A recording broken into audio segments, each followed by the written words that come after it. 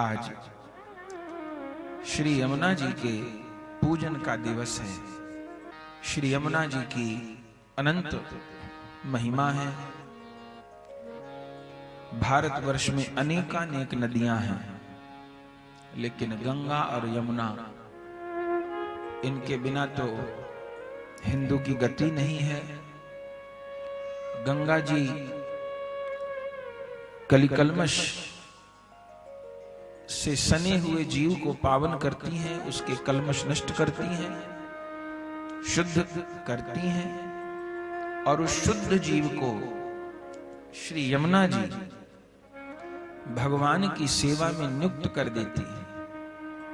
तो गंगा जी पावन करती हैं जीव को, और यमुना जी भगवत प्रेम प्रदान करती हैं। आज यम द्वितीया का पर्व है। हम भारतवासी जितने भी त्योहार मनाते हैं वह सब पौराणिक हैं, ऐतिहासिक हैं और भगवान की लीला से जुड़े हुए हैं। ये कार्तिक मास तो त्योहारों का महीना है, जितने भी त्योहार हैं, इसलिए सबसे अधिक ग्रंथ और सबसे अधिक उत्सव हमारे सनातन धर्म में ही है। सनातन धर्म में तो क्या कहना महाराज, एक जीवन थोड़ा है, इतना साहित्य, इतना साहित्य, इतना साहित्य कि और नहीं छोड़ने, इतने उत्सव प्रभु को लाड़ करने के, अपने जीवन का कल्याण करने के। एक भी तिथि को यदि अच्छे से मना लिया जाए, समझ लिया जाए, तो एक ही तिथि व्यक्ति का कल्याण कर दे। अपने यहां तो रोज कोई ना कोई तिथि है, जिसमें आज यम द्वितीया है। यम द्वितीया की आराधना करने पर, यमुना जी का यशगान करने पर, यमुना जी का आचमन करने पर उस वैष्णव को परम गति की प्राप्ति होती है, परम धन की प्राप्ति होती है। श्री यमुना जी कौन है? कल हम श्रवण कर रहे थे, नित्य गोलोक में जैसे श्री गिरिराज जी का प्राकट्य हुआ है। प्रिया प्रियतम के हृदय का प्रेम ही श्री गिरिराज जी के रूप में घनीभूत हुआ है। उसी प्रकार प्रिया प्रियतम के हृदय का प्रेम ही यमुना जी के रूप में प्रवाहित हुआ है। वह नील वर्ण की यमुना जी नहीं है, वह नील वर्ण में राधा गोविंद का दिव्य प्रेम प्रवाहित हो रहा है। हमारे रघुनाथ दास गोस्वामी पाद तो श्री विलाप कुसुमांजलि में कहते हैं कि यमुना जी का नील वर्ण क्यों है, श्याम वर्ण क्यों है। रघुनाथ दास गोस्वामी पाद आज्ञा करते हैं कि सखियां प्रिया प्रियतम को अंग के ऊपर उबटन लगा के नहलाती हैं। तो अंग पर अगरू और कितने कितने प्रकार के द्रव्य उबटन प्रिया प्रियतम के अंग पर मर्दन करती हैं, लगाती हैं, और उन उबटन से आच्छादित श्यामा श्याम को फिर यमुना जी में स्नान कराती हैं। और फिर सखियां अंग मर्दन करके प्रिया प्रियतम को तैल के द्वारा, उबटन के द्वारा स्नान कराती हैं। तो प्रिया प्रियतम के अंग का उबटन घुल घुल के यमुना जी में मिलता है। तो इस कारण यमुना जी का जो वर्ण है वो श्याम हो गया है। श्री प्रिया प्रियतम के अंग का वह केसर युक्त उबटन ही यमुना जल के रूप में प्रवाहित है। भक्तमाल जी में कथा है, अकबर की सभा में चर्चा चली। वो कोई ना कोई ऐसी ही चर्चा करवाता रहता था जिससे पंडित लोग भिड़ जाएं। क्या चर्चा चली कि नदियों में सर्वश्रेष्ठ कौन? चर्चा चली। तो जहां के पंडित थे वो वहीं की महिमा गाने लगे। जो नर्मदा जी से आए थे वो नर्मदा जी की महिमा गाने लगे। जो कावेरी जी से आए थे कावेरी की महिमा, कोई गोदावरी की महिमा, सारी पुण्यवती सरिताएं हैं। आखिर में चर्चा होते होते होते होते दो नदियों पे आके ठहर गए, गंगा जी और यमुना जी। और गंगा जी और यमुना जी का जब विवेचन होने लग गया तो गंगा जी की महिमा शास्त्रों में सर्वाधिक है। इतनी किसी नदी की महिमा नहीं गाई गई। गंगा जी की तो अनंत महिमा हर शास्त्र में। तो गंगा जी की महिमा के जितने श्लोक शास्त्र में प्राप्त हुए उतने यमुना जी के प्राप्त नहीं हुए। और आगरा में सभा चल रही थी। एक लाल किला दिल्ली में है और एक लाल किला आगरा में भी है। तो आगरा में भी सभा लगती थी अकबर की। तो पंडितों ने, जो विद्वान थे, उन्होंने गंगा जी का सर्वोच्च पद स्थापित कर दिया। उस समय कुछ ब्रज के भी पंडित थे। उन्होंने कहा जहां पना हमको भी हमारा पक्ष रखने का अवसर दिया जाए। बोले रखिए। बोले हम नहीं रखेंगे। तो कौन रखेंगे? बोले ब्रज से किसी रसिक को बुलाया जाए। लेकिन को बुलाया जाए? तो उस समय श्री जीव गोस्वामी जी विराजमान थे, ऐसा भक्तमाल जी में उल्लेख है। तो सारे जो ब्रज के विद्वान पंडित थे वे आए और आकर के जीव गोस्वामी जी को प्रणाम किए, सारी बात बताई कि ऐसे ऐसे गंगा जी ही सर्वोच्च हैं, ये निर्णय हो रहा है। तो अब आप चलिए, आप शास्त्रार्थ करेंगे तो सब ठीक है, न तो ब्रज की महिमा कुछ कम हो जाएगी। जीव गोस्वामी जी कहे कोई बात नहीं, गंगा जी का सर्वोपरि सम्मान हो रहा है तो होने दो। बोले वो तो ठीक है, पर इतना विश्लेषण हुआ है, हम लोग यमुना जी का महिमा गान नहीं कर पा रहे। जिसने महिमा समझी होगी वही महिमा गान कर पाएगा। केवल पोथी वाला जो ज्ञान है वो कितने दिन साथ देगा और कितने दिन साथ नहीं देगा इसकी खबर नहीं है। लेकिन जो अनुभव वाला ज्ञान है वो अद्वितीय होता है। तो आपके पास तो अद्वितीय ज्ञान है, आप चलिए। जीव गोस्वामी जी ने कहा कि मैं तो अखंड ब्रजवासी हूं, ब्रज छोड़ के जाता नहीं। वृंदावन दृढ़वास जुगल चरणन अनुरागी, भक्तमाल में लिखा है नाभा गोस्वामी जी ने, वृंदावन दृढ़वास जुगल चरणन अनुरागी। तो वृंदावन छोड़ के मैं जाता नहीं। तो बोले कुछ तो करना होगा, अकबर तो यहां आएगा नहीं, आपको चलना होगा। तो जीव गोस्वामी जी कहे कि यदि मैं दिन दिन में जाऊं और दिन दिन में लौटे आऊं, माने अखंड वास उसको कहते हैं कि रात्रि कहीं नहीं गुजारेंगे। बहुत आवश्यक होगा तो सूर्य के रहते कहीं जाएंगे और सूर्य के रहते ही लौट आएंगे, रात्रि नहीं गुजारेंगे कहीं, उसको अखंड ब्रजवास कहते हैं। तो जीव गोस्वामी जी की बात अकबर के यहां पहुंचाई गई। तो अकबर ने काम व्यवस्था करवा देंगे कि दिन दिन में ही आ जाएं, दिन में ही चले जाएं। तो बड़े तेज चलने वाले घोड़ों की व्यवस्था कराई गई और एक घोड़ा जहां थकता था वहां दूसरा घोड़ा तैयार होता था। तो जीव गोस्वामी जी आगरा गए। सारे पंडितों की सभा लगी थी। जीव गोस्वामी जी आए, अकबर ने प्रणाम किया और फिर से शास्त्रार्थ प्रारंभ हो गया। और गंगा जी की महिमा गाने वाले तो अनेक पंडित विद्वान थे ही, उन्होंने गाना प्रारंभ किया और जीव गोस्वामी जी खूब प्रेम से सुनते रहे, विभोर होकर सुनते रहे। चलने का जीव गोस्वामी जी के समय हो गया, जीव गोस्वामी जी एक शब्द नहीं बोले, सुनते रहे, रो के सुनते रहे, विभोर होके गंगा जी की महिमा सुनते रहे। जो ब्रज के विद्वान थे वो जीव गोस्वामी जी कहें कुछ बोलिए, हम आपको गंगा जी की महिमा सुनवाने लाए हैं कि शास्त्रार्थ करवाने लाए हैं, आप यमुना जी की महिमा बोलिए। जीव गोस्वामी जी कुछ बोले नहीं, सुनते रहे। आखिर में चलने का समय हो गया, चलने लगे। अकबर ने प्रणाम किया, महाराज आपका दर्शन हुआ, ये तो अच्छी बात है, लेकिन विद्वान लोग तो आपको शास्त्रार्थ कराने के लिए लाए थे, आपने यमुना जी की महिमा के लिए कुछ नहीं कहा। तो आप भी यही मानते हैं ना कि गंगा सर्वोपरि है?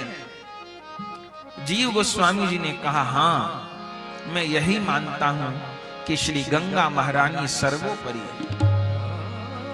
तो यमुना जी के विषय में क्या कहेंगे? यमुना जी की महिमा कुछ नहीं है। तो जीव गोस्वामी जी एक वाक्य में समाधान किया। जीव गोस्वामी जी कहे कि गंगा जी की अनंत महिमा है, जो कि चरणों से निकली गंगा प्यारी। आरती में भक्त लोग गाते हैं, चरणों से निकली गंगा प्यारी, जिसने सारी दुनिया तारी।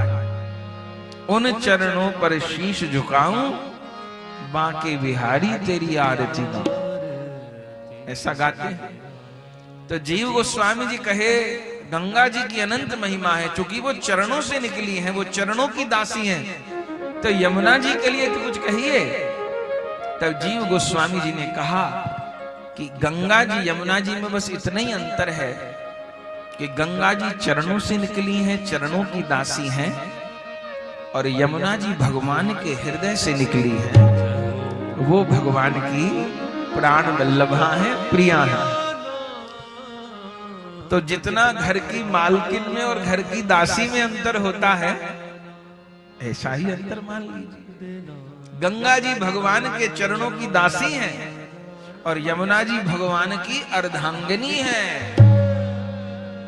ठाकुर जी का द्वारिका लीला में जो चौथा विवाह हुआ है, वो यमुना जी के साथ हुआ है। सूर्य भगवान ने कन्यादान किया, यमुना जी को चूनर चढ़ती है, तो यमुना जी भगवान की प्रिया है। वह इतना कह के चल पड़े, अकबर को समझते देर नहीं लगी कि यमुना जी भगवान की अर्धांगिनी है और श्री गंगा जी भगवान के चरणों की दासी।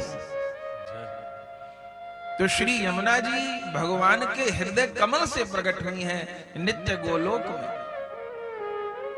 और यमुना जी जैसे गंगा जी स्वर्ग लोक में प्रवाहित होती थी, देवलोक में प्रवाहित होती थी, भगीरथ जी तपस्या करके गंगा जी को धरा पर लाए पितरों का उद्धार कल्याण करने के लिए, इसी प्रकार यमुना जी नित्य गोलोक में प्रवाहित होती, धरा पे नहीं।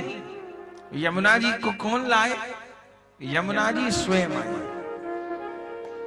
यमुना जी क्यों आई हैं?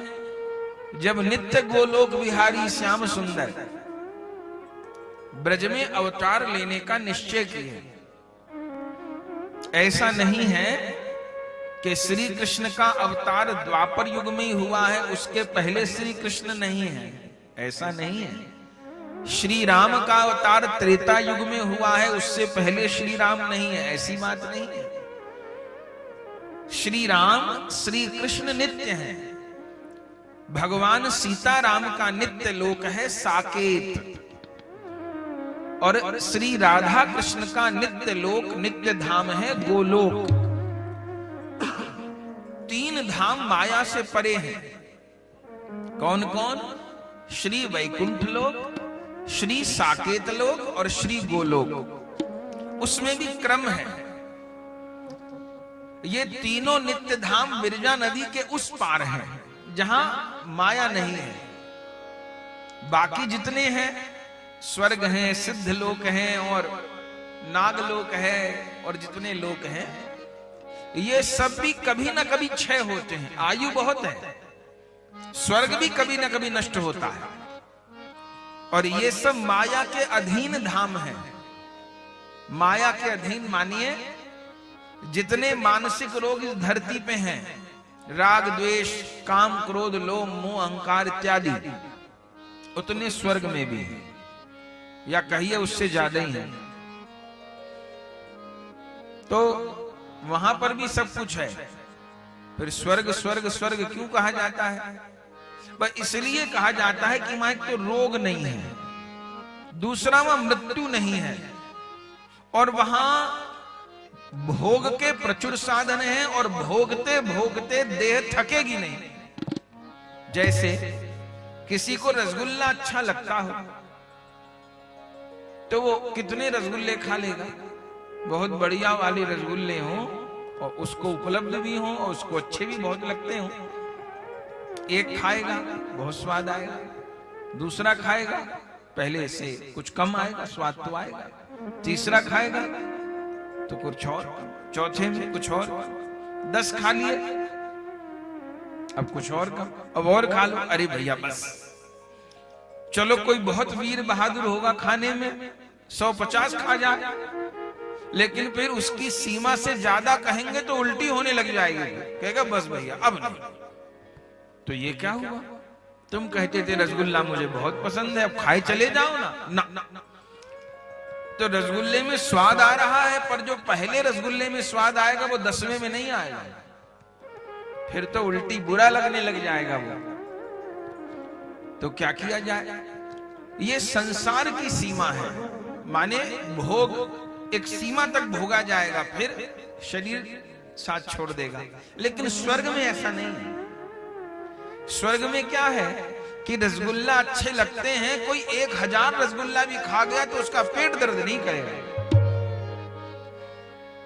और उसको शुगर भी नहीं होगी, उल्टी भी नहीं आएगी, और पेट में दर्द भी नहीं। जब जितना मन करे वो 1,00,000 2 लाख रसगुल्ला खा ले, और उसको स्वाद पहले रसगुल्ले वाला ही मिलता रहेगा।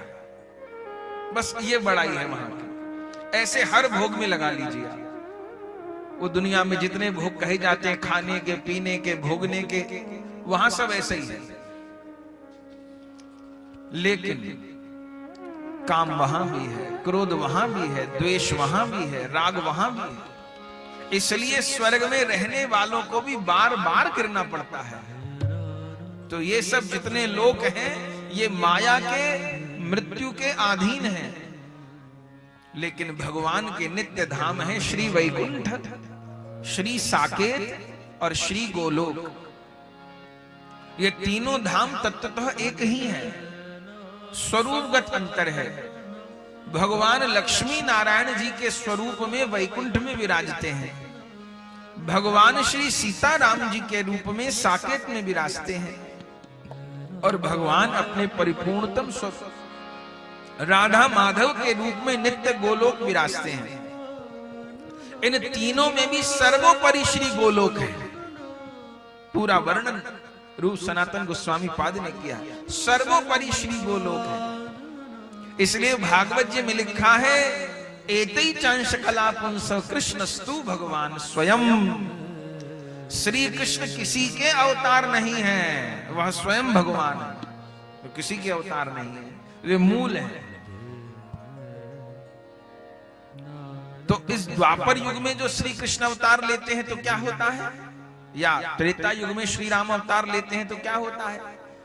जो नित्य प्रभु साकेत बिहारी भगवान सीताराम के रूप में साकेत में लीला करते हैं, वह भगवान सीताराम इस त्रेता युग में किसी अयोध्या में अवतार धारण करते हैं और प्रकट होकर 11,000 वर्ष या 27,000 वर्ष की लीला करते हैं। क्यों करते हैं? कि मनु शत्रुपा जी नैमिषारण्य में तप किए हैं कि हमारे घर आप पुत्र बन के आओ। तो उन मनु शत्रुपा जी को दशरथ कौशल्या जी बना देते हैं भगवान, उनको बाल लीला का सुख दे देते हैं। ये शबरी जी के बेर पा जाते हैं, केवट की नौका में बैठ जाते हैं, रावण जैसों का उद्धार कर जाते हैं। तो लीला कुछ समय के लिए प्रकट होती है और फिर पूरी होने के बाद वापस नित्य लीला में सम्मिलित हो जाती है।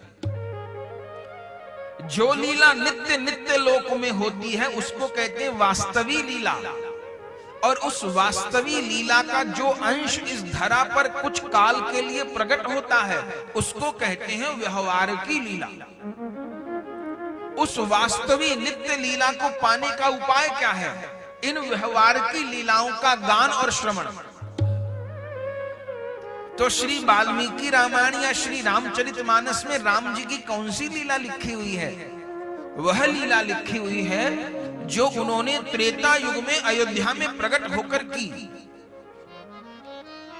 श्री कृष्ण की कौन सी लीला भागवत जी में लिखी हुई है जो उन्होंने द्वापर युग में नंद यशोदा जी वसुदेव देवकी जी के यहां जन्म ग्रहण करके की? उसको व्यवहार की लीला कहते हैं। नित्य लीला तो नित्य धाम में होती रहती है। तो श्री राम जी लगभग 11,000 वर्ष के लिए पधारे, फिर प्रगट लीला नित्य लीला में सम्मिलित हो गई। ऐसे ही श्री राधा कृष्ण अपने संपूर्ण परिकर के सहित ब्रज में आज से लगभग 5,500 वर्ष पूर्व प्रकट हुए और भगवान इस धरा पर लगभग 125 वर्ष की लीला की है।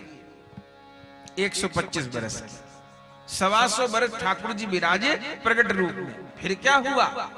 हमारे आपकी तरह भगवान की मृत्यु नहीं होती, भगवान तो अजर है, अमर है, अनादि है। तो 125 वर्ष की लीला को पूर्ण करके फिर भगवान की लीला नित्य लीला में प्रविष्ट हो जाती है। भगवान आते हैं, प्रकट होते हैं और अंतर्धान होते हैं।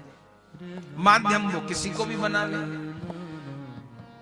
तो जब श्री कृष्ण ने इस जगत में अवतार लेने का निश्चय किया, कंस का अत्याचार बढ़ गया था, शिशुपाल का अत्याचार बढ़ गया था, देवकी वसुदेव जी प्रार्थना कर रहे थे, देवता प्रार्थना कर रहे थे, गोमाता पे कष्ट आ गया था।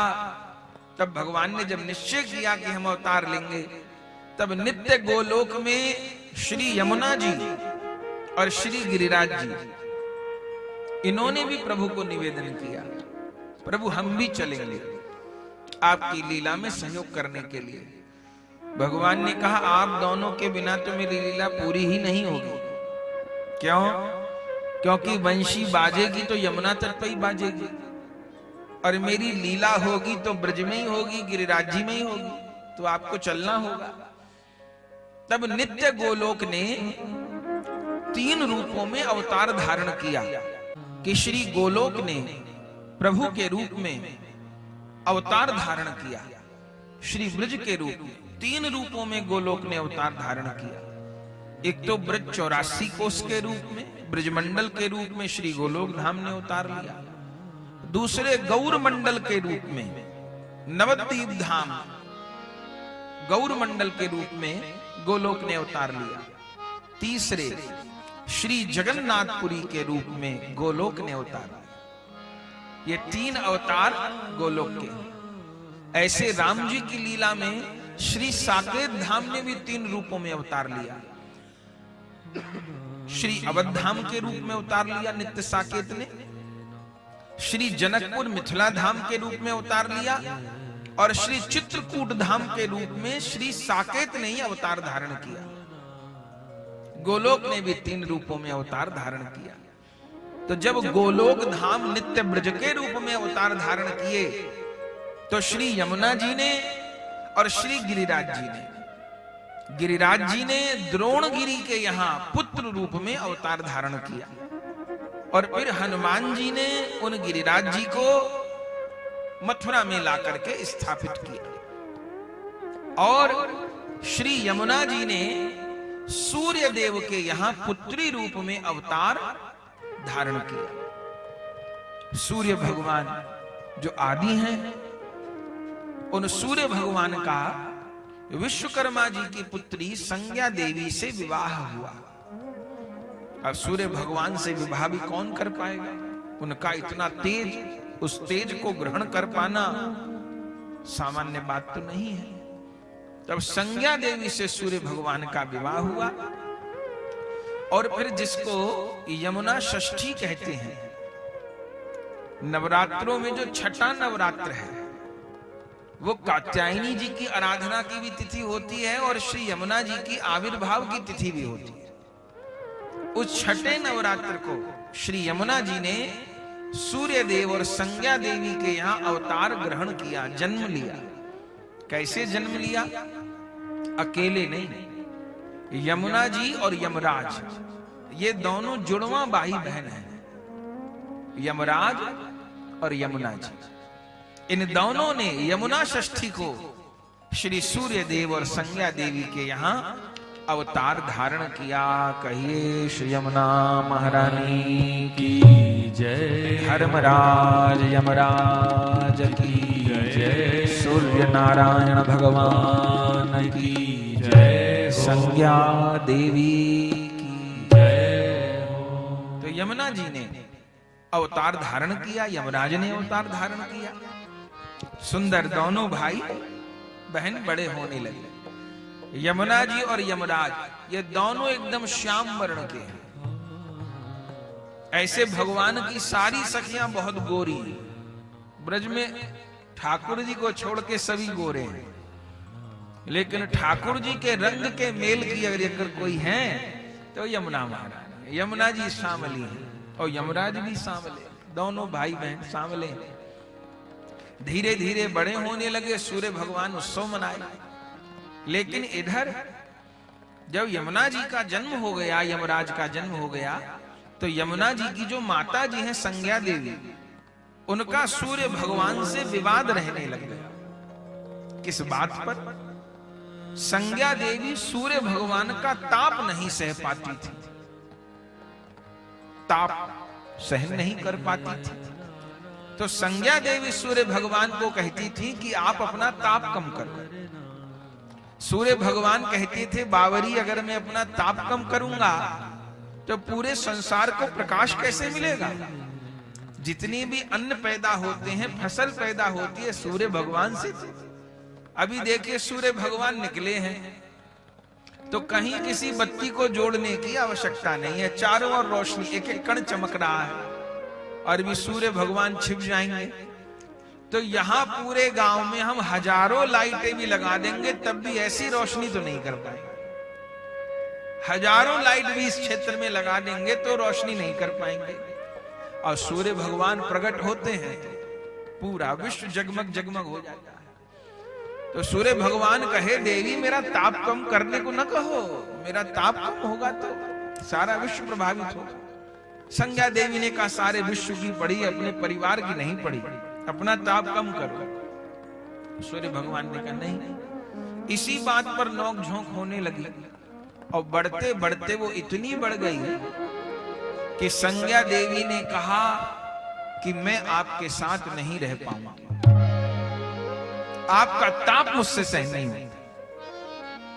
सूर्य भगवान बहुत समझाए, आखिर में संज्ञा देवी ने कहा, मैं जा रही हूं, या तो आप विश्व कल्याण करो अपना ताप लेके, या मुझे छोड़ो, एक काम करना पड़ेगा। सूर्य भगवान ने आखिर में कह दिया कि मैं अपना ताप नहीं कम कर पाऊंगा। संज्ञा देवी सूर्य भगवान को छोड़कर चली गई। एक बात विचारणीय है कि संज्ञा देवी को पहले ताप नहीं लगा। जब यमुना जी और यमराज का जन्म नहीं हुआ था तब ताप नहीं लगा।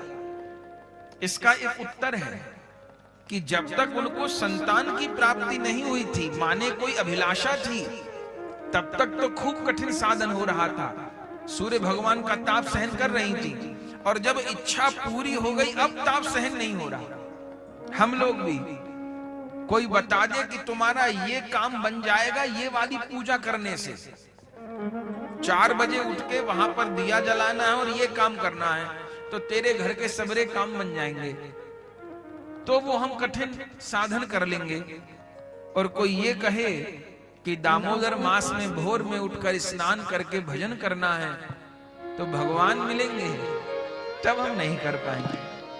अरे भगवान से पीछे ही मिल लेंगे, पहले अपनी घर गृहस्थी तो देख लें। तो कोई वस्तु प्राप्ति की चाह है तब तो कठिन साधन हो जाता है, पर भगवान की प्राप्ति की चाह से कठिन साधन केवल कोई भक्त संत ही कर पाते हैं।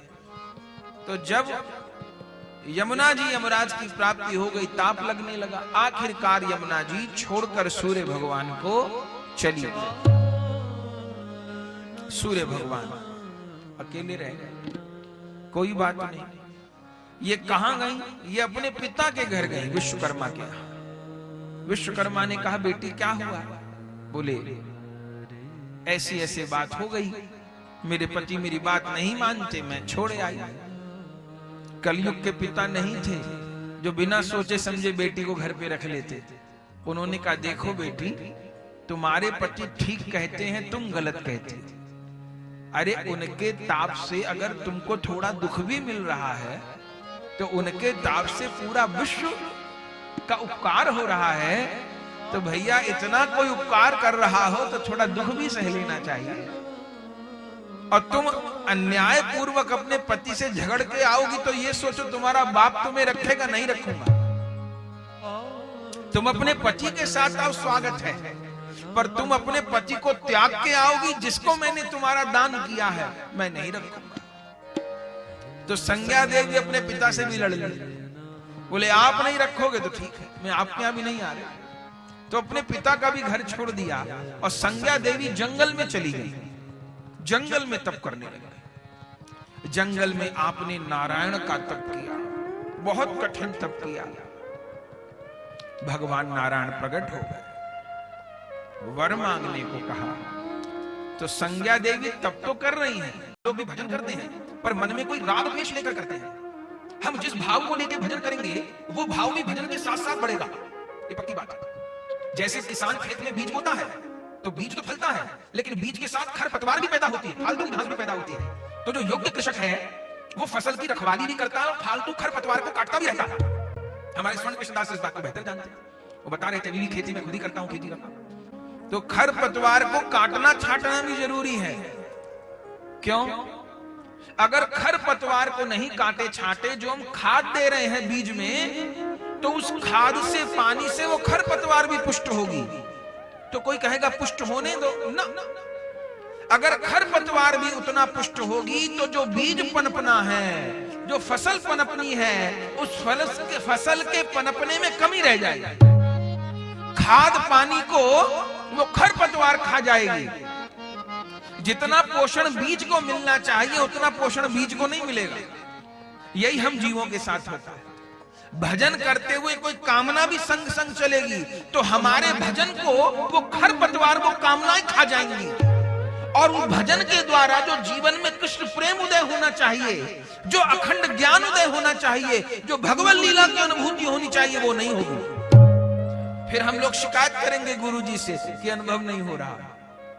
नहीं, गड़बड़ अपने में, अनुभव होगा, दर्शन होगा, पक्का होगा, इसी जन्म में होगा। देखना होगा ये दाएं बाएं खरपतवार कितनी पैदा हो रही है। हम खरपतवार को नहीं काटे, भजन खूब किए, निरर्थक नहीं जाएगा, लेकिन उससे फसल भी बढ़ेगी और खरपतवार भी बढ़ेगी। वो खरपतवार किसी काम की नहीं। तो समय समय पर उस खरपतवार को काटना होगा। कौन सी दरांती से काटना होगा? उसी के लिए सत्संग, उसी के लिए सत्संग। गुरु की वाणी ही वो कटार है जो खरपतवार को काटती है।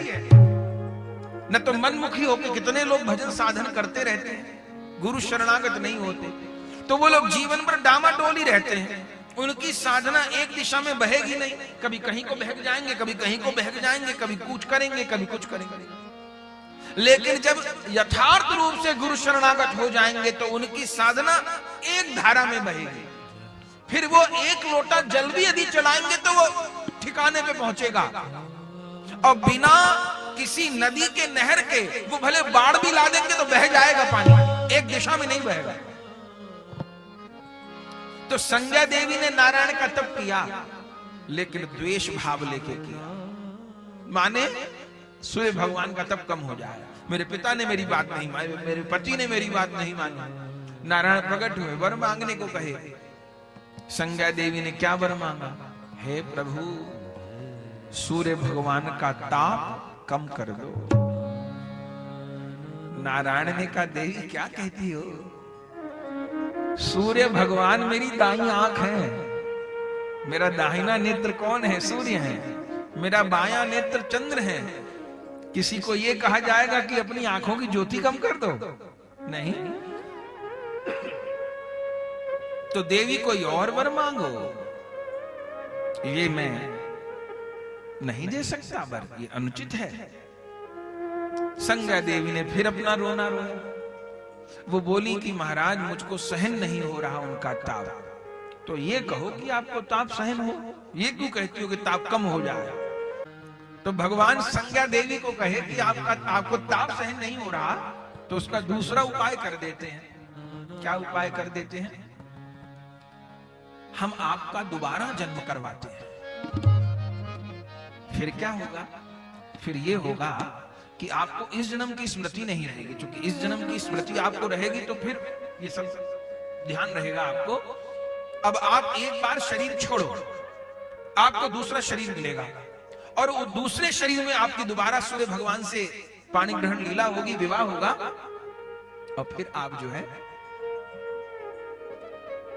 सूर्य भगवान का सानिध्य पाओगी। माने सूर्य भगवान को चाहती तो थी, प्रताप कम हो जाए ये चाहती थी। तो परिणाम क्या हुआ? संज्ञा देवी का शरीर छूट गया, और वो संज्ञा देवी अगले जन्म में कौन बनी? छाया देवी। छाया नाम हुआ, क्योंकि संज्ञा की वो छाया थी। और अब छाया देवी का विवाह हो गया सूर्य भगवान से दोबारा विवाह हो गया। बहुत बढ़िया, अब ताप नहीं लगता। छाया को क्या ताप लगेगा?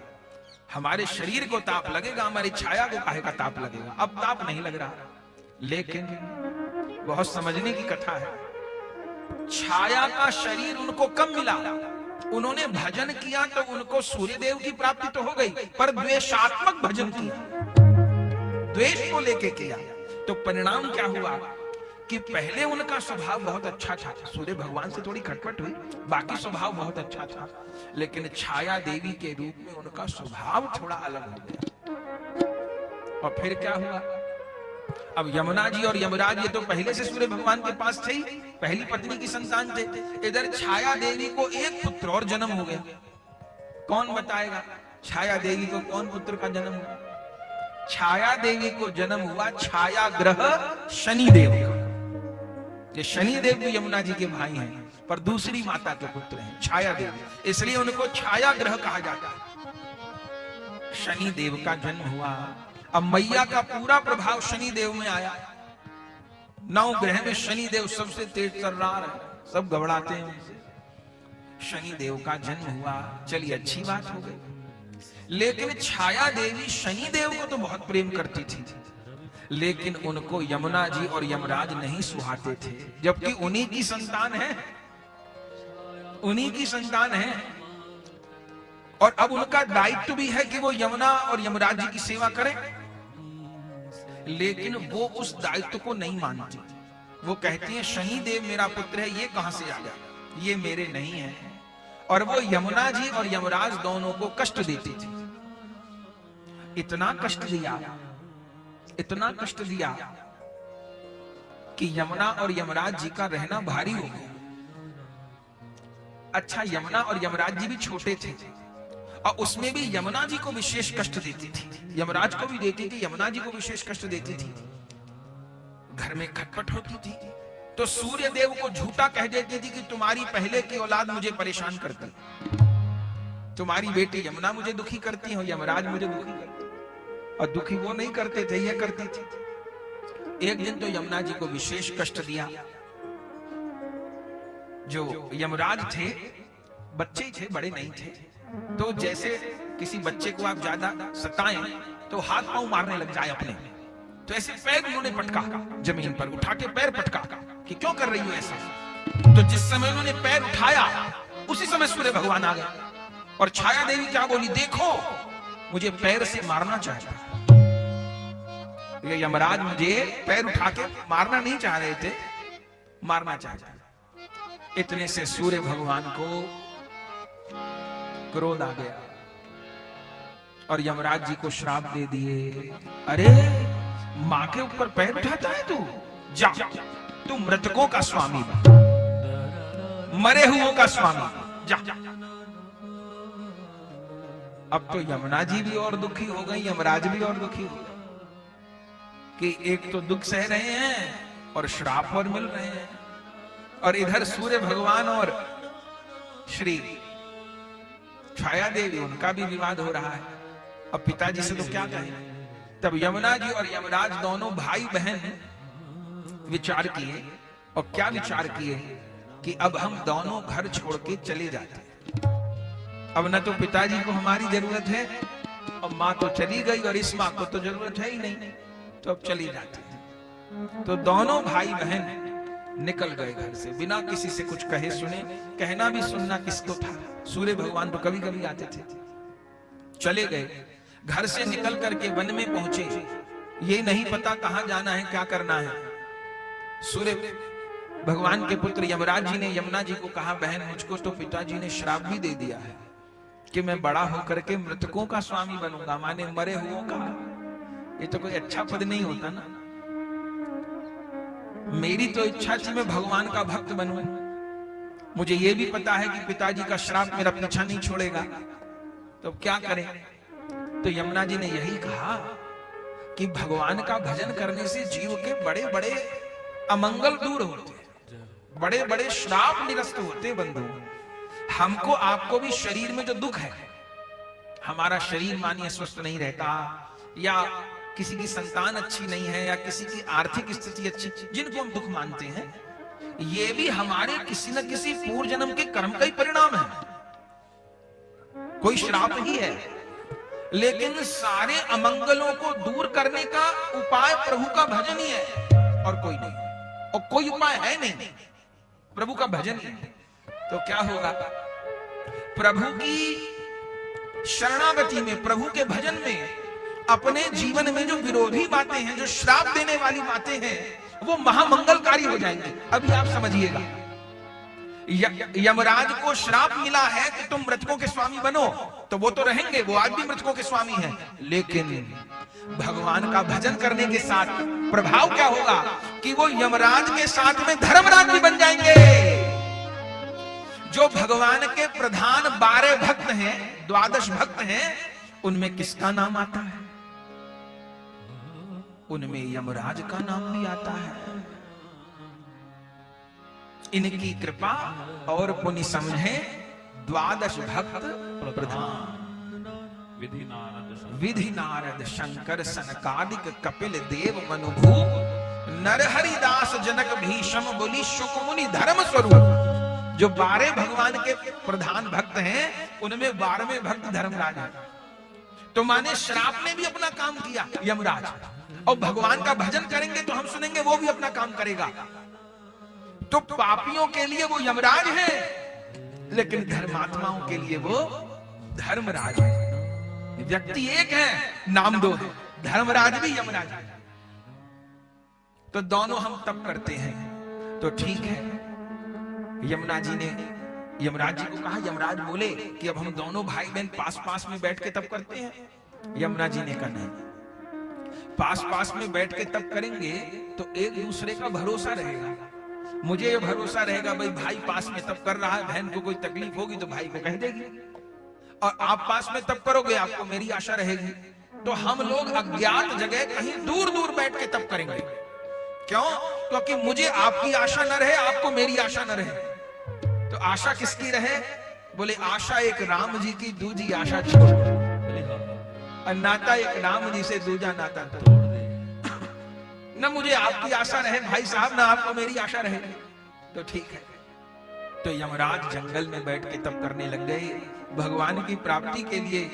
और यमुना जी कहां तप की? यमुना जी उत्तराखंड में कलिंद पर्वत पर। यमुना जी को कालिंदी क्यों कहते हैं? आज तो यमुना जी का उत्सव का दिन है ना, इसलिए यमुना जी की कथा हम लोग सुन रहे हैं। कलिंद पर्वत पर तप किया है बंधुओं, आहा, इसलिए उनको कलिंद नंदिनी कहते हैं, कालिंदी कहते हैं। कलिंद पर्वत पर तप किया गया। दोनों भाई बहन ने कठिन तप किया। पहले यमराज को वरदान प्राप्त हुआ, भगवान प्रकट हो गए, वर मांगने को कहा। यमराज जी ने कहा कि मुझे वर तो यही चाहिए, आपके चरणों की भक्ति प्राप्त हो। मैं सब समय आपके नाम में, आपके रूप में, आपकी लीला में, आपके धाम में अनुरक्त रहूं, आपका स्मरण मुझको बना रहे। लेकिन मेरे साथ सूर्य भगवान का, मेरे पिता का श्राप भी जुड़ा हुआ है कि मैं मृतकों का स्वामी बनूंगा। तो मुझे आशा नहीं है कि जहां चारों ओर मुर्दा ही मुर्दा हो, वहां रह के भक्ति भी हो सकती है। भगवान कहे होगी, आपके 2 स्वरूप होंगे, एक यमराज वाला, एक धर्मराज वाला। आप मृतकों के स्वामी रहोगे, लेकिन उसके साथ और मैंने बात जोड़ दी, आप न्यायदाता बनोगे। सबके कर्मों का विभाग करना, कर्मों के अनुसार फल देना। तो संतों के लिए निर्णय आपका धर्मराज स्वरूप करेगा, और दुष्टों को दंड आपका यमराज वाला स्वरूप देगा। और उस यमराज वाले स्वरूप में भी आप नहीं जाओगे। कौन जाएंगे? यमदूत जाएंगे, सिपाही जाएंगे, बस उनको तनख्वाह देते समय तनख्वाह दे देना, बाकी तो कोई और चक्कर नहीं। तो यमराज जी को भगवान ने धर्मराज का पद दे दिया। धर्मराज महाराज सुंदर रूप में अपने लोक में विराजमान रहते हैं और वहां निरंतर भक्ति करते हैं। और सवारी उनकी बहुत जोरदार है। कौन की सवारी है? महिष की, भैंसा की सवारी है, भैंसा की सवारी है। तो आपको धर्मराज का पद प्राप्त हो गया। अब तो कितना वैभव मिल गया, आनंद हो गया। तब ये खोजने लगे कि मेरी बहन कहाँ है। बहन भी तो तप कर रही थी, ये भी नहीं पता कहाँ तप कर रही है, ये भी नहीं पता उसका क्या हुआ, यमुना जी का क्या हुआ। यमुना जी कलिंद पर्वत पर तप करती रही, तप करती रही, तप करती रही। शायद धर्मराज जी के मन में किसी पद प्राप्ति की चाह होगी, पर यमुना जी के मन में किसी पद प्राप्ति की चाह नहीं थी। यमुना जी के हृदय में तो गोविंद की चरण कमल प्राप्ति की चाह थी। आहा, तो यमुना जी का क्या हुआ? सबसे अधिक विलंब होगा, या ये कहिए सबसे अधिक साधन भगवान की प्राप्ति के लिए करना पड़ता है। और प्रभु की प्राप्ति वाले मार्ग पर लगिए तो बीच में प्रलोभन भी खूब आएंगे।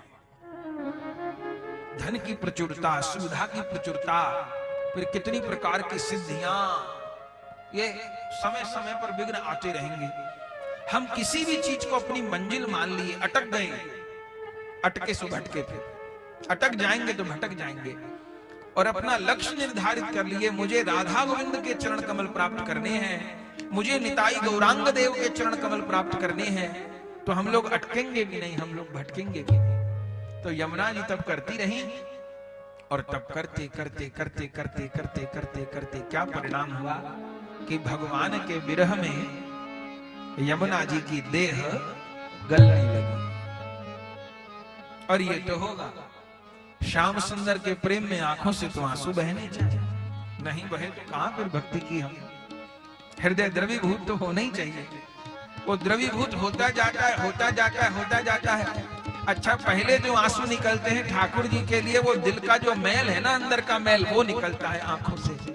और फिर मैल निकलते निकलते जब चित्त शुद्ध हो जाता है, फिर क्या होता है? फिर यमुना तत्व निकलता है। हम जैसे जीव रोएंगे तो वो मैल निकल रहा है, पर हमारे गुरु महाराज भी तो प्रेम में रोए। अरे उनका कोई मैल बाकी था?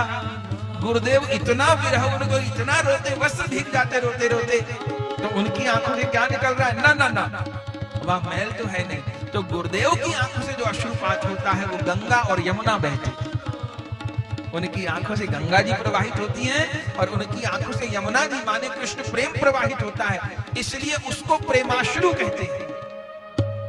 हम जैसा जीव रोए तो वो प्रेमाश्रु नहीं है, और गुरु महाराज का जो रुदन है वो प्रेमाश्रु है। हम जीवों का रुदन प्रेमाश्रु नहीं, वो भी श्रेष्ठ है, पर वो प्रेमाश्रु नहीं है। प्रेमाश्रु वो है जब भगवान की लीला का अनुभव हो रहा है, और वो लीला सहन नहीं हो रही, मन व्याकुल हो रहा है, उड़ के पहुंच जाऊं उस लीला में, और आंखों से अश्रु प्रवाह हो रहा है।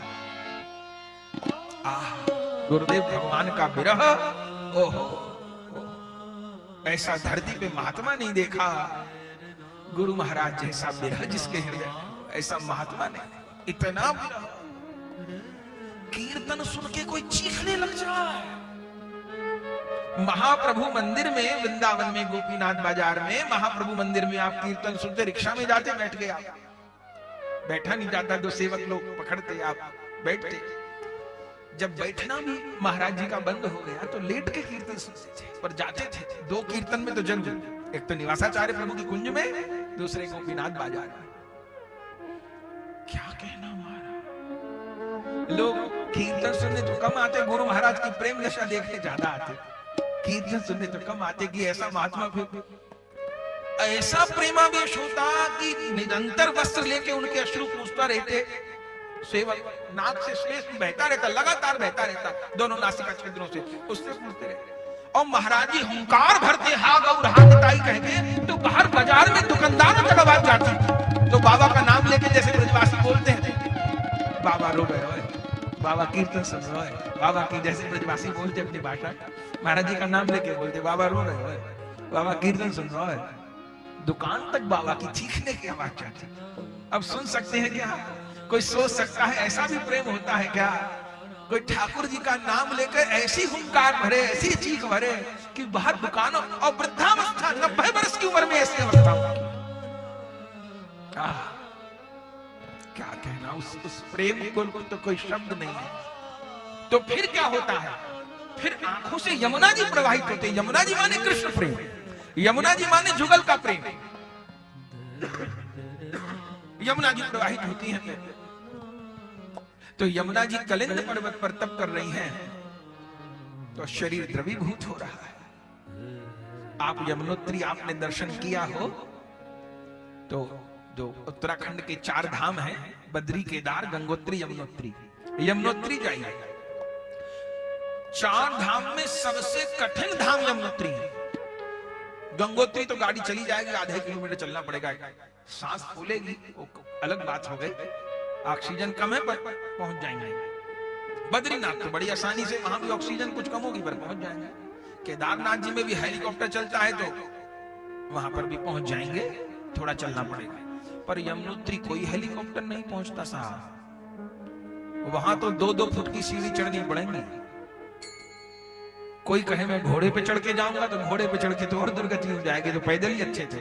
घोड़ा तो ऐसे चलेगा कि बेचारा, उसको जो घोड़े पे चढ़ता है उसको तो उतारना पड़ता है 4 लोगों को, ऐसी उसकी कमर हो जाएगी। ये चढ़ा, ऐसी चढ़ाई नहीं, ये चढ़ा, ये ऊंची ऊंची सीढ़ी, ऑक्सीजन कम होती जाती है। कहने को 6-7 किलोमीटर की चढ़ाई है, लेकिन आदमी सुबह का गया, रात को लौटता है दर्शन करके। वो 6-7 किलोमीटर ही लांगने भारी हो जाते हैं। इधर के लोगों का तो खूब मजबूत शरीर है, पर बाकी और जगह तो आदमी हाफ जाए, नहीं चल पाएगा। इधर की माता बहनों का भी खूब मजबूत, उधर के लोग भी चढ़ लेते हैं, पर बाकी इधर उत्तर भारत का जाए तो कठिन है उसके लिए, लेकिन जाते हैं। तो आज भी सबसे कठिन यात्रा यमुनोत्री की है। अच्छा, ऊपर पहुंच जाइए तो दर्शन क्या है? यमुना जी का मंदिर तो है, मुख्य स्थान क्या है? वो कुंड है। आश्चर्य ये है कि चारों ओर बर्फ के पहाड़ हैं, और जहां यमुनोत्री यमुना जी निकलती वहां जल खौल रहा है। अब पंडा लोग, भक्त लोग तो यही कहेंगे कि सूर्य पुत्री है, तो सूर्य पुत्री में, सूर्य की बेटी में भी तो ताप होगा, पर वो ताप सामान्य नहीं। ये पंडाओं की दृष्टि है कि सूर्य की बेटी है तो ताप तो होगा, इतना जल उठ रहा है। पर वैष्णवों की दृष्टि ये है कि वहां कृष्ण विरह में दग्ध हो रही हैं श्री यमुना। भगवान को ऐसा प्रेम किया है, भगवान की प्राप्ति के लिए ऐसा तप किया है कि देह गर्म हो गई है, भगवान का स्मरण करते करते व्याकुल हो गई। इतना गर्म पानी साहब कि पोटली में लोग चावल डुबाते हैं और चावल उबल जाते हैं, सिद्ध हो जाते हैं। सूती कपड़े की पोटली बनाइए और डुबाए रखिए थोड़ी देर कुंड में, उसी का लोग प्रसाद लेके आते हैं। यमुना जी के ताप से चावल बन जाए, सिद्ध हो जाए। यमुना जी की देह जल बनकर प्रवाहित होने लग गई। आहा, और यमुना जी बहने लगी।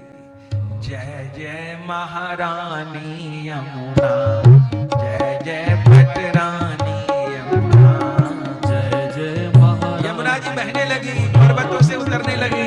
यमुना जय जय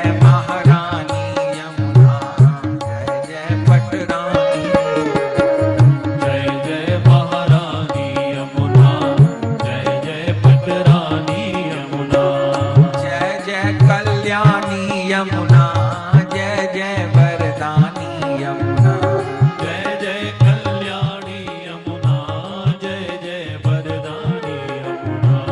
जय जय रसरानी यमुना, जय जय सुखदानी यमुना, जय जय रसरानी यमुना, जय जय सुखदानी यमुना, जय जय महारानी यमुना, जय जय पटरानी यमुना,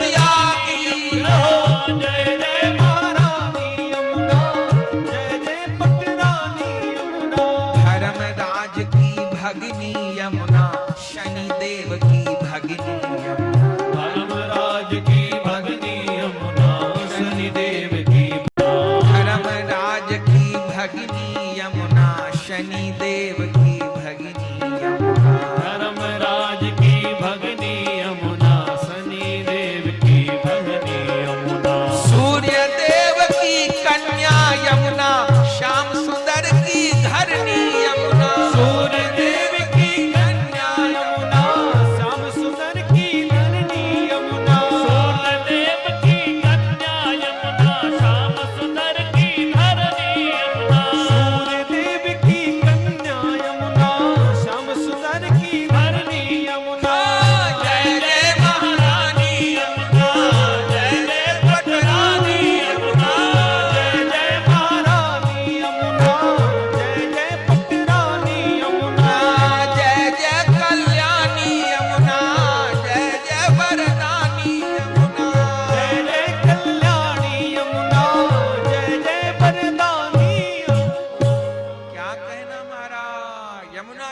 बन करके देह प्रवाहित होने लगी महाराज। और पर्वतों से गंगा जी के नीचे उतरने में और यमुना जी के नीचे उतरने में अंतर है। गंगा जी पतितों का उद्धार करने नीचे आई हैं और भगीरथ जी की तपस्या के कारण आई हैं। भगीरथ जी ने तप किया है, गंगा जी ने तप नहीं किया है, भगीरथ जी ने तप किया है। और गंगा जी पतित उद्धार करने के लिए आई हैं। यहां अंतर है। यहां यमुना जी को लाने को किसी ने तप नहीं किया। यमुना जी ने भगवत प्राप्ति के लिए, गोविंद चरण सेवा प्राप्ति के लिए तप किया है। और यमुना जी ने नीचे उतरना भी नहीं चाहा है। यमुना जी तो स्वयं भजन करते करते बहने लगी, स्वयं बहने लगी है यमुना जी भजन करते करते। और धीरे धीरे धीरे धीरे धीरे धीरे तो बहते बहते बहते बहते पर्वतों से और फिर हिमाचल प्रदेश से होते हुए हरियाणा में प्रवेश किया। बहती रही यमुना जी, उनको खबर नहीं। एक रूप से तो कलिंद पर्वत पर विराजमान, एक रूप से बहती रही बहती रही बहती रही और बहते बहते बहते बहते बहते बहते ब्रज में आई हैं। और जैसे ब्रज की प्राप्ति हुई, अभी सुना ना तप क्यों कर रही हैं, गोलोक से आई क्यों है, भगवान की लीला में सहयोग करने के लिए। जैसे ब्रज में आई तो आप कभी वृंदावन की यमुना जी को देखें। वृंदावन में सीधी यमुना जी नहीं बहती हैं, यमुना जी ऐसे बहती हैं ब्रज में, वृंदावन गोल ऐसे, जैसे कंगन होता है ना, कंगन के आकार में बहती हैं। तो हमारे ब्रज के रसिकों ने क्या कहा है, बोले कलिंद पर्वत से ब्रज तक तो यमुना जी बह के आई, तो बोले आगे भी तो गई, फिर आगे फिर आगरा और फिर होते प्रयागराज गई, फिर आगे तक गई। तो ब्रज रसिकों की मान्यता है कि ब्रज से आगे यमुना जी नहीं गई। बोले यमुना जी जो ब्रज में गोल होके बहती है ना, तो आती तो है, यहां से आगे नहीं जाती, ऐसे गोल गोल घूमती रहती है,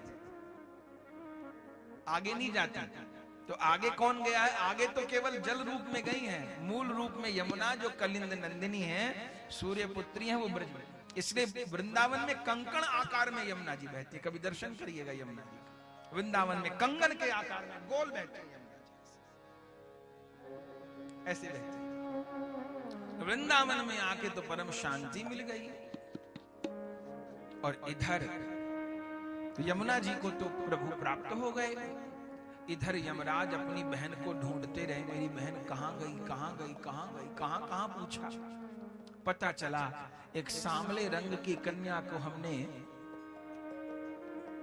उत्तराखंड में पर्वत के ऊपर जाते देखा था। चलते चलते पहुंच गए तो आज भी कलिंद पर्वत पर यमुना जी के चरण छपे हुए, जहां यमुना जी ने बैठकर तप किया है, वहां चरण छपे हैं यमुना जी के।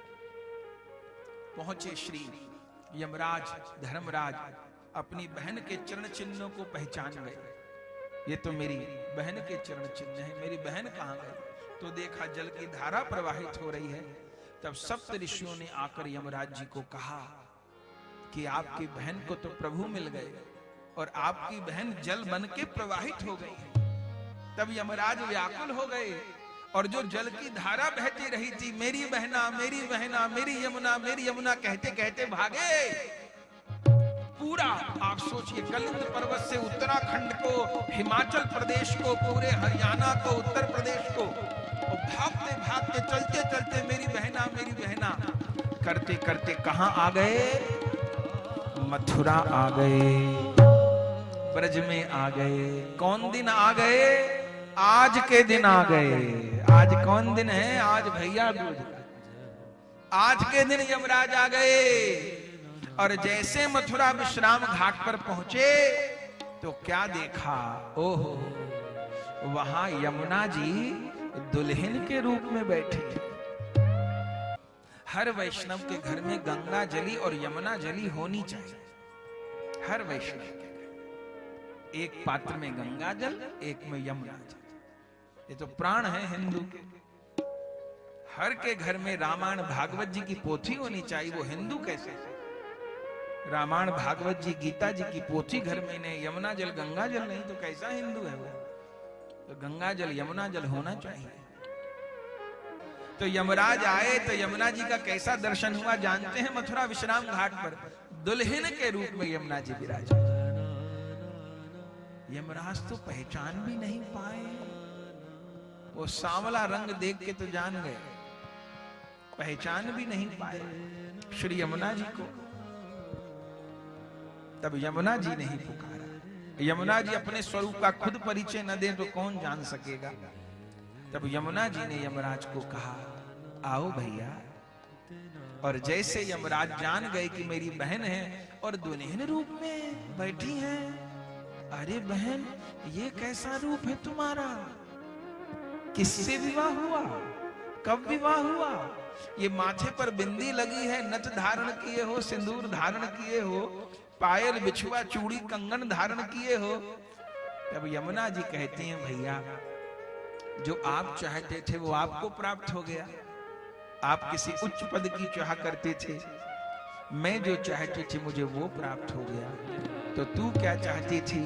मुझे तो ठाकुर जी के चरण कमल चाहिए थे, लेकिन भगवान मुझे चरणों की दासी नहीं बनाए, ठाकुर जी तो मुझे अपनी दुल्हन बना लिए। ठाकुर जी ने मथुरा में मेरे से पानी ग्रहण कर लिया, मैं भगवान की नित्य प्रिया हो गई। ओहो, सुन करके जैसे सुना है यमराज ने कि स्वयं भगवान ने, स्वयं श्री हरि श्री कृष्ण ने मेरी बहन का पानी ग्रहण किया है, उसी समय यमराज ने यमुना जी को दंडवत प्रणाम किया। बहन मैं तो अभी तक सोचता था भगवान से कौन संबंध बनाऊं, मैं ठाकुर जी से, भक्ति तो संबंध के अनुसार होती है ना, मैं भगवान से कौन संबंध बनाऊं, मैं तो नहीं बना पाया। अरे मेरी बहन तूने अपना भी संबंध भगवान से बना लिया, मेरा भी बना दिया। जब भगवान मेरी बहन के पति हो गए तो भगवान मेरे कौन हो गए? अरे भगवान तो मेरे जीजा हो गए। अब कितना बढ़िया संबंध हो गया, ये साला और बहनोई का संबंध हो गया। तो हमारे ठाकुर जी के साले बहुत जोरदार हैं साहब, बहुत जोरदार भगवान के साले, एक एक ऐसा पूरी सृष्टि हिला दी। यमराज कौन है? ठाकुर जी के साले। शनि देव कौन है? सबरी दुनिया चक्कर में डाल रखी है, ठाकुर जी के साले। अरे चंद्रमा कौन है? चंद्रमा भी भगवान के साले हैं। लक्ष्मी जी के भाई हैं कि नहीं? जिस समुद्र से लक्ष्मी जी निकली हैं उसी समुद्र से चंद्रमा निकले हैं, चंद्रमा भी भगवान के साले हैं। बहुत जोरदार सालों की लंबी लिस्ट है, बहुत जोरदार साले। 3 साले तो मुख्य हैं उनके। ऐसे ब्रज में साला गाली भी होती है, लेकिन अब संबंध भी है, तो बहुत जोरदार। तो अब तो हमारा जोरदार भगवान से संबंध स्थापित हो गया। मेरी लाडली प्यारी बहन, मैं तो तेरे से मिलने आया था, अब मुझको प्रभु का भी दर्शन करा दे। उसी समय वहीं विश्राम घाट जिसको कहते हैं यमुना जी, आज यमुना जी मथुरा विश्राम घाट पर पैर रखने की जगह नहीं होती। आज पति पत्नी स्नान नहीं करते यमुना जी, आज भाई बहन स्नान करते, हाथ पकड़ के भाई बहन स्नान करते यमुना जी। बहुत बड़ा मेला लगता है ब्रज में, आज पूरी यमुना जी ढकी रहती है, इतने स्नान होते यमुना जी में। आज दर्शन करवा दे। उसी समय यमुना जी के निकट भगवान द्वारिकाधीश प्रकट हो गए हैं। आहा, यमराज ने श्री यमुना जी और श्याम सुंदर का पूजन किया है। दुल्हा दिल सन्मुख विराजमान है। पहले तो यमुना जी को कह रहे थे श्री यमराज, जब तक उनको ये बात नहीं पता थी कि बहन माँ ने तुझको मुझको बहुत कष्ट दिया, इसलिए घर छोड़ना पड़ा। पर अब कष्ट की बात नहीं, तेरा भाई बहुत बड़ा आदमी बन गया है, धर्मराज का पद भगवान ने दे दिया, अब मेरी बहन मेरे साथ रहेगी। तब यमुना जी ने यही कहा था, भैया किसी की बहन किसी के भाई के पास क्यों रहे? बढ़िया तो यह है ना कि बहन अपने पति के साथ रहे, और किसी की बहन को सहारा न बचे ससुराल में तो वो भाई के पास रहे तो ठीक है, पति अयोग्य है, पति नहीं रहा, कुछ और कारण है। लेकिन किसी को त्रिलोकपति जैसा पति मिल जाए तो क्या भाई कभी ये कहेगा बहन से कि अपनी ससुराल छोड़, अपने पति को छोड़ मेरे संग चल? ऐसा तो कभी नहीं कहेगा ना। तो भैया मुझे तो प्राण वल्लभ पति रूप में प्राप्त हो गए। तब यमुना जी ने श्री यमराज ने श्री कृष्ण और यमुना जी का पूजन किया था, स्तुति की थी, और उस समय यमराज चलने लगे। अब मेरी मूर्ति ऐसी है बहन कि ज्यादा देर किसी अच्छी जगह रहने का मुझे अधिकार नहीं है। कोई चाहता मेरे घर यमराज आवे, यमुना जी आवे, ठाकुर जी पधारे, यमराज तो कभी ना आवे। तो मेरी तो शक्ल ही अच्छी नहीं है, लोग नहीं चाहते कि मैं किसी के घर आऊं। तो ये तो मांगलिक अवसर है, मेरा ज्यादा रहना ठीक नहीं है। तो अब मेरे कलेजे को ठंडक हो गई, अब मुझे तसल्ली हो गई, मेरी बहन बड़ी प्रसन्न है अपने पति के साथ में, तुम सुख से विराजो में चलता हूं। तब यमुना जी ने हाथ पकड़ के यमराज को रोका है। पहली बार बहन के घर पर आए हो, अब पहली बार भाई बहन के घर पर आए विवाह के बाद, तो बहन क्या करती है? अजी बहन अपने भाई को तिलक करती है। सुहागिन बहन के यहाँ पर भाई जाता है तो भेंट लेके जाता है, और बहन भाई को तिलक करती है। तो ऐसे नहीं भेजूंगी। तब यमुना जी ने आज तिलक किया है। ये भैया दूज का महात्मा क्या है? यही तो महात्मा। आज के दिन आज की ही तो कथा सुन रहे हैं हम लोग। पहला तिलक इसलिए आज की तिथि का जो शुद्ध नाम है पुराणों में, वो नाम है यम द्वितीया। कहिए यम द्वितीया महापर्व की जय हो, भैया दूज की जय हो। भैया दूज तो बाद में नाम हुआ, बाकी पहला नाम तो आज की तिथि का है यम द्वितीया। दौज की तिथि है। यमुना जी यमराज के मस्तक पर तिलक कर रही हैं। क्या कहना, यमुना जी के भी नेत्र भर गए, यमराज के भी नेत्र भर गए। यमुना जी यमराज के मस्तक पर तिलक कर रही हैं। यमराज यमुना जी को चूनर उड़ा रहे हैं, चरण स्पर्श कर रहे हैं यमुना जी के। यमुना जी मिष्ठान खिला रही हैं, भगवान का प्रसाद दे रही हैं यमराज को। दोनों भाई बहन भुजा फैला करके गले लग रहे हैं। यमुना जी यमराज को गले लगा रही हैं, यमराज यमुना जी को गले लगा रहे हैं, चरण स्पर्श कर रहे हैं अपनी बहन के। उस समय जब तिलक कर दिया, तब यमराज ने यमुना जी को कहा, बहन अब तो सारा जगत तुझसे मांगेगा। अब तो तू ऐसे के संग ब्याही गई है कि सारी दुनिया तेरे आगे झोली फैलाएगी। लेकिन बहन से तिलक करवाओ तो बहन को देना तो पड़ेगा ना, ऐसे रूखे सूखे तो तिलक नहीं हो जाएगा ना। तो अब मैं तुझको क्या दूं? अब तुझको देने लायक औकात तो किसी की नहीं रही। तू ऐसे के संग ब्याही गई है, तू सारे जगत को बांटेगी। लेकिन मैं भाई हूं तो बहन को कुछ तो दूंगा। तो मेरी बहन तू बता, यदि भाई से प्राण भी मांगेगी तो तुझे अपने प्राण दे के भी मैं प्रसन्न हो जाऊंगा। तू जो चाहे सो मेरे से मांग। तो यमुना जी क्या मांग रही हैं? भैया यदि देने का बार बार आग्रह करते हो तो एक ही वचन दो, जो मुझ में स्नान करे, मेरे जल का आचमन करे, मेरा पान करे। अरे यम द्वितीया को इस कथा को कहें और इस कथा को सुने। यम द्वितीया भैया दूज के दिन यमराज और यमुना जी का स्मरण करें। तो भैया उनको कभी दुख मत देना, उनके कर्मों की ओर मत देखना, उनको कभी नरक की यातना मत देना, उनके सारे पाप के कर्म क्षमा कर देना, क्षय कर देना। ओह, उस समय भी अपनी चिंता नहीं हो रही यमुना जी को, हम ही पापियों की चिंता हो रही है। किसी जीव को कष्ट न देना जो आपको हमको आज के दिन स्मरण करे, यमुना जी का आचमन करे, यमुना जल में स्नान करे। यमराज कहते ऐसे ही होगा, ऐसे ही होगा।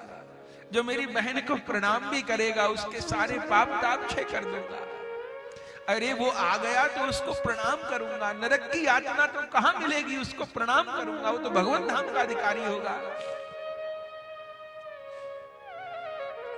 तो अब मुझसे वर मांगा है तो बहन भी तो कुछ ना कुछ देती है ना, तिलक करती है तो भाई को नारियल देती है, और अलग अलग जगह अलग अलग रिवाज है। चना अर्पण होता है, बतासा अर्पण होता है, कुछ ना कुछ मिठाई दी जाती है। तो अब मुझको भी आपसे कुछ मांगना है, मांगिए। तब यमराज ने यही कहा कि मुझे यही चाहिए, हर समय अपने बहन और बहनोई का मुझे अनुभव होता है। श्री यमुना और श्री कृष्ण मेरे हृदय में विराजे, मेरे माथे पर विराजे। आज भी विश्राम घाट जाइए, यमुना और यमराज दोनों का मंदिर है। तो यमुना जी ने वर दिया और यमराज ने भी वर दिया है महाराज। कौन दिन की कथा है ये? आज की कथा है। चलने लगे तो यमुना जी ने कहा, भैया एक बात और, क्या आज तो तिलक हो गया, पर अब हर बरस आपको तिलक करवाने आना होगा। आऊंगा, बार बार तो आना मुझ जैसे का अच्छा नहीं, क्योंकि मेरा दर्शन शुभ तो माना जाता नहीं, अशुभ ही माना जाता है। तो ऐसे पूरे साल यमराज को स्मरण नहीं किया जाता, लेकिन आज के दिन किया जाता है। और ब्रज में तो एक बड़ी सुंदर कहावत है, आप अर्थ बताइएगा उसका क्या है।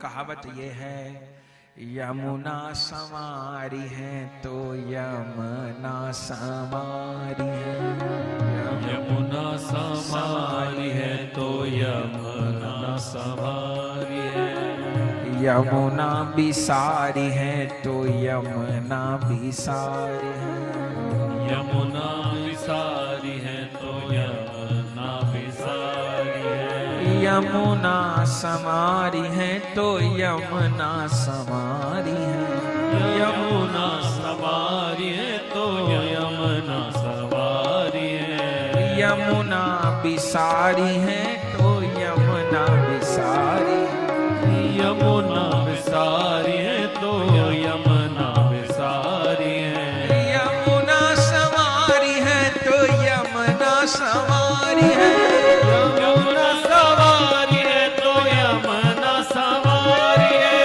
यमुना बिसारी है तो यमुना बिसारी है, यमुना विसारी है तो यमुना विसारी है। कौन बताएगा अर्थ? ये ब्रज की पहेली है, इसका अर्थ बताइए। यमुना संवारी है तो यमुना संवारी है, और यमुना बिसारी है तो यमुना बिसारी है। अर्थ क्या है? यमुना संवारी है, जिसको यमुना जी संभाल लेती हैं, उसको यम ना संवारी है, उसे यमराज नहीं छूता। फिर यमुना संवारी है तो यम न संवारी है, यमुना जी संभाल लेती हैं तो उसको यमराज नहीं संभालते, माने नहीं छूते, उसके पास नहीं आते। और यमुना बिसारी है तो यमुना बिसारी है, जिसको यमुना जी छोड़ देती हैं उसको यमराज नहीं छोड़ते। यमुना संवारी है तो यमुना संवारी है, यमुना बिसारी है तो यमुना बिसारी है। भाई बहन का दिव्य मिलन हुआ है, यमुना जी ने तिलक किया है और सब वैष्णवों को। इसलिए वैष्णव के इन ग्रहों से तो विशेष कोई प्रयोजन नहीं है, पर किसी भी प्रकार की दशा हो, यमुना जी और तुलसी जी, और दोनों ही हमको आज उपलब्ध है। पहले तुलसी जी के पूजन भय, फिर यमुना जी के हुए। कितनी बड़ी से बड़ी ग्रह बाधा हो, अपने को कहीं भागने की जरूरत नहीं, कुछ करने की जरूरत नहीं। यमुना जी और तुलसी जी का जो स्मरण है, वो हर प्रकार की ग्रह बाधा को शांत करने वाला है। हरि का नाम जीवन का हर प्रकार से मंगल करने वाला है। तो कितने कितने भक्त लोग यमुना जी का मनोरथ करते हैं, क्या कहना। तो यमुना जी ने तिलक किया है श्री यमराज को। यमुना जी के 3 रूप हैं। एक तो यमुना जी का आदि भौतिक रूप है, जल वाला रूप, आदि भौतिक रूप है। दूसरा, यमुना जी का आध्यात्मिक रूप है। आध्यात्मिक रूप क्या है? कि वह कृष्ण प्रिया है, वह कृष्ण प्रेम है, ये उनका आध्यात्मिक स्वरूप है। और ये जो आपको दर्शन हो रही है छवि, यमुना जी का दैवीय स्वरूप है। इसमें कैसा दर्शन है? यमुना जी के माथे पर मुकुट विराजमान है, यमुना जी हाथ में कमल की माला लिए हैं। ये निकुंज में जाते हुए यमुना जी का स्वरूप है। और निकुंज में जाते हुए नहीं, ये कहिए कि निकुंज मंदिर में भक्तों को प्रवेश कराते हुए स्वरूप है। ये यमुना जी के हाथ में जो कमल की माला है ना, इस माला में जितने कमल हैं, ये क्या है? ये भक्त है, ये परिकर है। यमुना जी ने कमल की माला गूंथी है, माने भक्तों के हृदय कमल को गूंथा है। और ये माला ठाकुर जी को पहनाने जा रही है, गले में पहनाने जा रही है। गंगा जी जीव के पाप ताप काटती हैं और यमुना जी जीव को भगवान की सेवा में पहुंचा देती हैं। इस रूप की कथा है। एक बार राधा रानी ने मान कर लिया। अब मान और मनाने वाली लीला तो वहां चलती रहती। मान हो गया, मान हुआ, भगवान को विरह हुआ।